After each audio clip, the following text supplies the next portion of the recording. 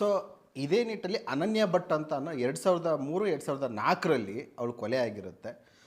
ಇವ್ರ ಅಮ್ಮ ಬಂದು CBI ಡಿಪಾರ್ಟ್ಮೆಂಟಲ್ಲಿ ಕೆಲಸ ಮಾಡಿರ್ತಾರೆ. ಮಣಿಪಾಲಲ್ಲಿ ಅನನ್ಯ ಭಟ್ ಅನ್ನೋಳು ಫಸ್ಟ್ ಇಯರ್ MBBS ಓದ್ತಾ ಇರ್ತಾಳೆ, ಹುಡುಕೋ ಬಂದಿರ್ತಾಳೆ. ಆದರೆ ಪೊಲೀಸ್ ಸ್ಟೇಷನ್ಗೆ ಹೋದ್ಮೇಲೆ ಯಾರೂ ಕೂಡ ಈ ಕಂಪ್ಲೇಂಟ್ನ ತೊಗೊಳ್ಳೋದಿಲ್ಲ.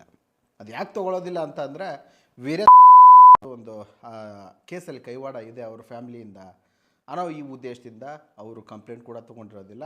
ಮತ್ತು ಅವ್ರ ಅಮ್ಮನಿಗೆ ಬೆದರಿಸಿ ರಿಟರ್ನ್ ಕಳಿಸಿರ್ತಾರೆ ತಾಯಿ.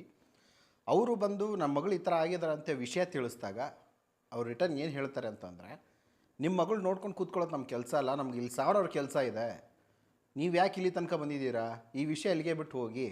ದೇವಸ್ಥಾನ ಹತ್ರ ಬಂದು ಕೂತಾಗ ಯಾರೋ ಒಂದು 4 ಜನ ಅನ್ಯರು ಬಿಳಿ ಬಟ್ಟೆ ಹಾಕ್ಕೊಂಡು ಬಂದಿರ್ತಾರೆ. ಅಂದರೆ ಆವಾಗ ಅವ್ರು ಹೇಳ್ತಾರೆ ಆ ಅಮ್ಮನಿಗೆ, ಇಲ್ಲ ನಿಮ್ಮ ಮಗಳು ಏನಾಗಿದ್ದಾಳೆ, ನಿಮ್ಮ ಮಗಳ ವಿಷಯ ಏನಾಗಿದೆ ಬನ್ನಿ ನಾನು ಡಿಟೇಲಾಗಿ ಹೇಳ್ತೀನಿ ಅಂಥೇಳಿ ಆ 4 ಜನನೂ ಒಂದು ರೂಮ್ಗೆ ಕರ್ಕೊಂಡು ಹೋಗಿದ್ದಾರೆ ಆ ಅಮ್ಮನ್ನ.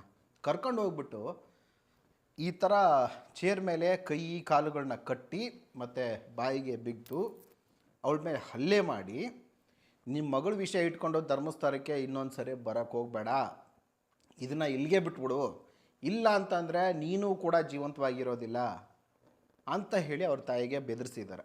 ಅವ್ರು ಅಂದ್ಕೊಂಡು ಮತ್ತೆ ಇವತ್ತು ಒಂದು FIR ಮಾಡಿದ್ದಾರೆ.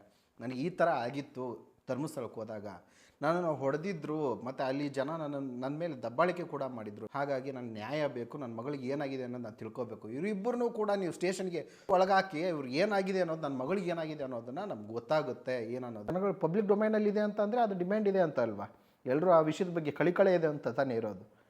ಬಟ್ ಅದನ್ನೇನು ಯೋಚನೆ ಮಾಡ್ತಾಯಿಲ್ಲ, ಬಾಯಿ ಬಂದಂಗೆ ಮಾತಾಡ್ತಾ ಇದ್ದಾರೆ.